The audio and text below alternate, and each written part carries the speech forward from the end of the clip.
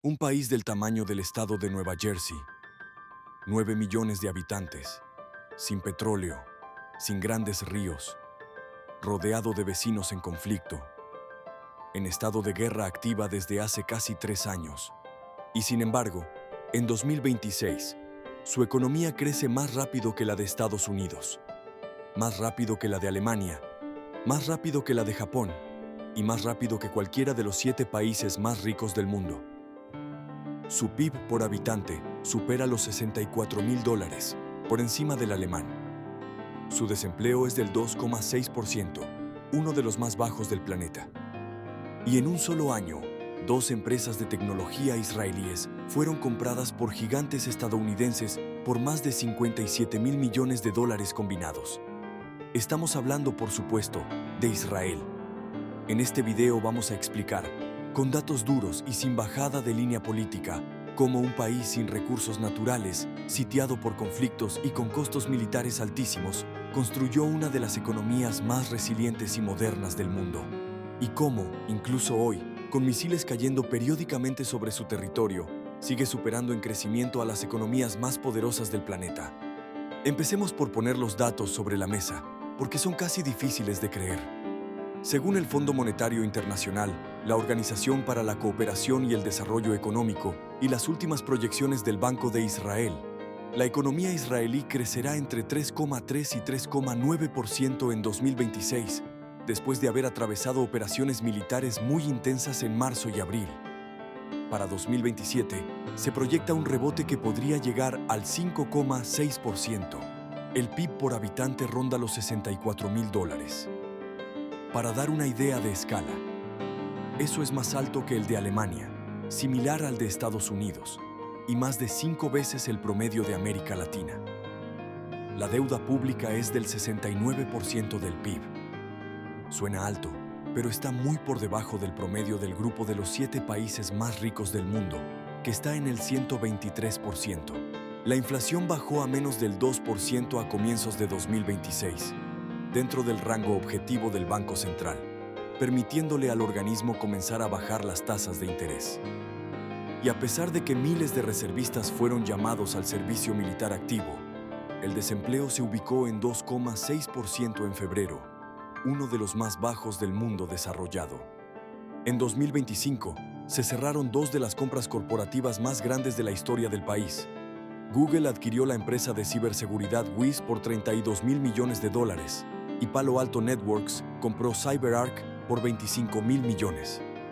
Solo esas 2 operaciones movieron más dinero que el PIB anual completo de varios países de la región. La pregunta obvia es cómo llegó Israel a este lugar.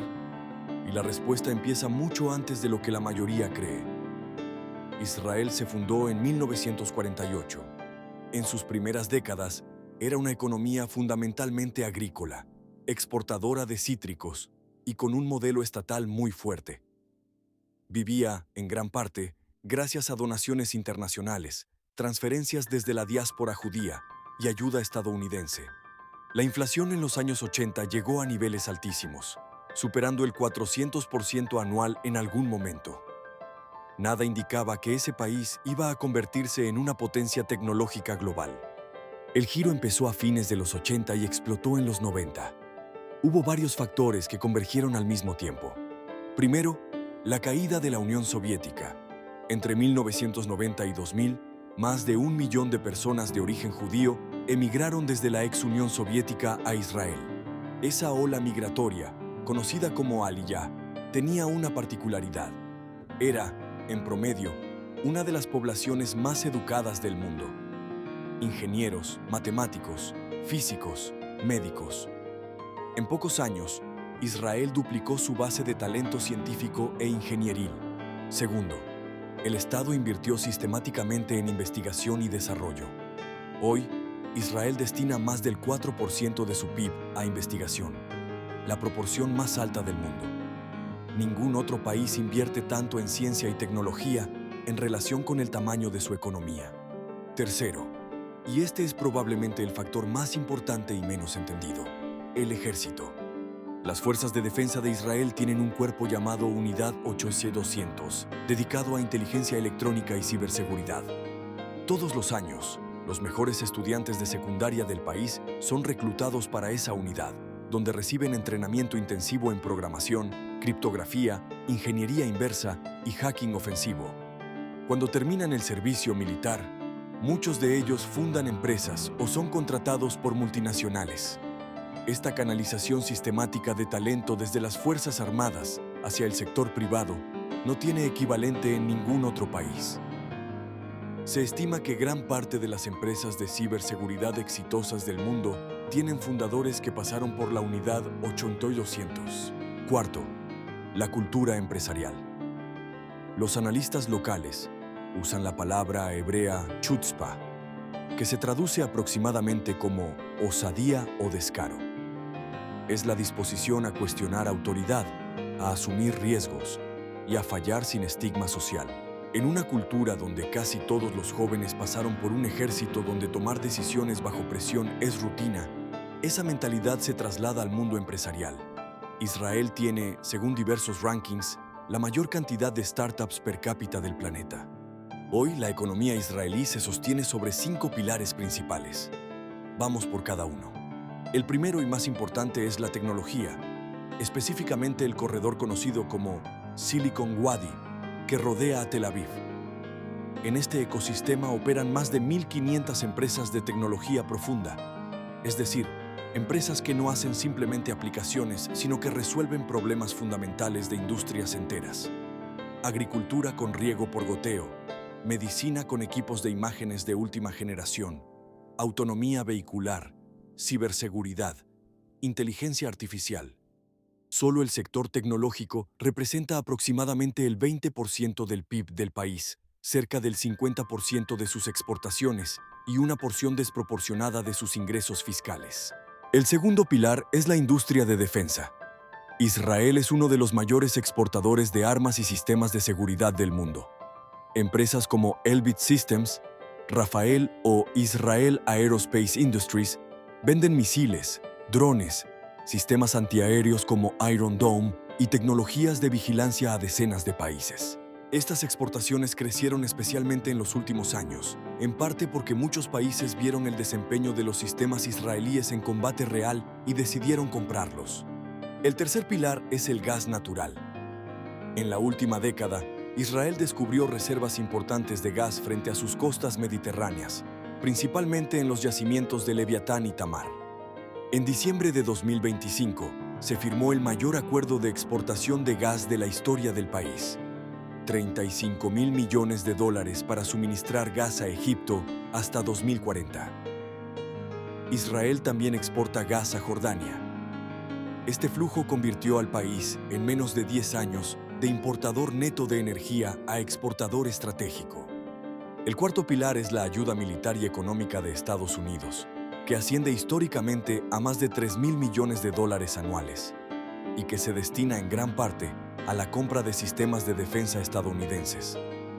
Es una relación económica y estratégica que sostiene, según analistas, buena parte del gasto militar israelí sin comprometer completamente la solvencia fiscal. Y el quinto pilar es la conexión con Wall Street. Israel es, después de Estados Unidos, el país con más empresas cotizando en el índice Nasdaq.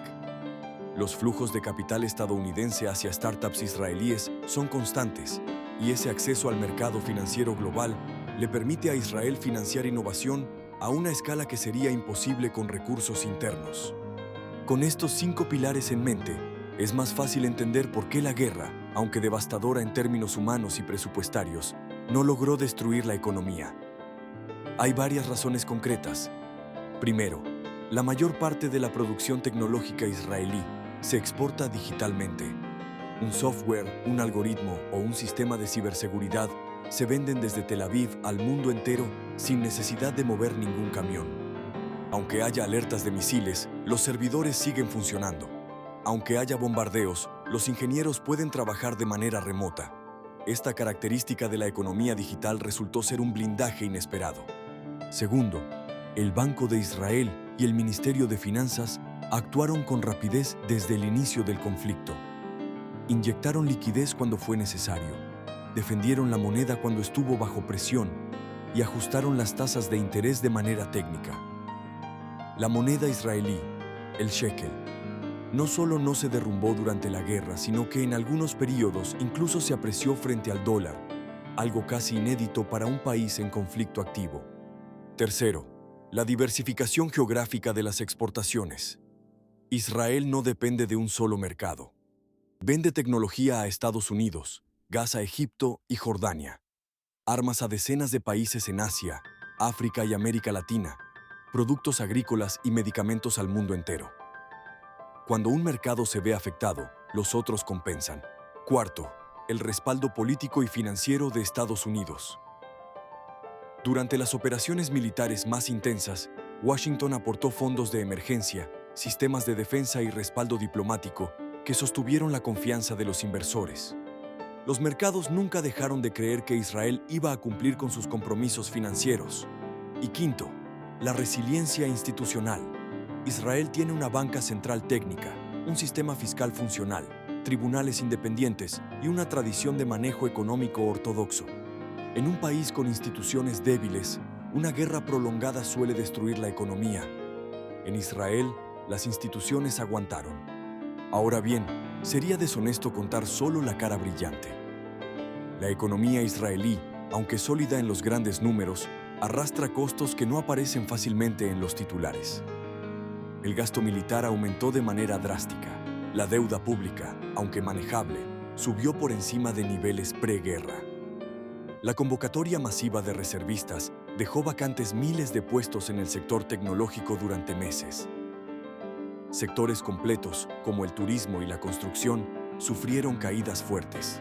Y según reportes recientes de medios internacionales, hay una brecha creciente entre el sector exportador de alta tecnología, que crece a tasas récord, y la economía interna cotidiana, que atraviesa una situación mucho más dura. El costo de vida en ciudades como Tel Aviv está entre los más altos del mundo.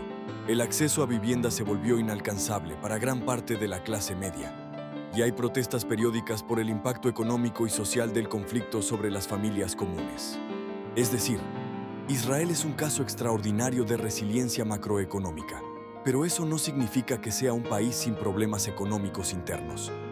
La distancia entre los indicadores agregados y la vida diaria es, según muchos analistas locales, más amplia que nunca.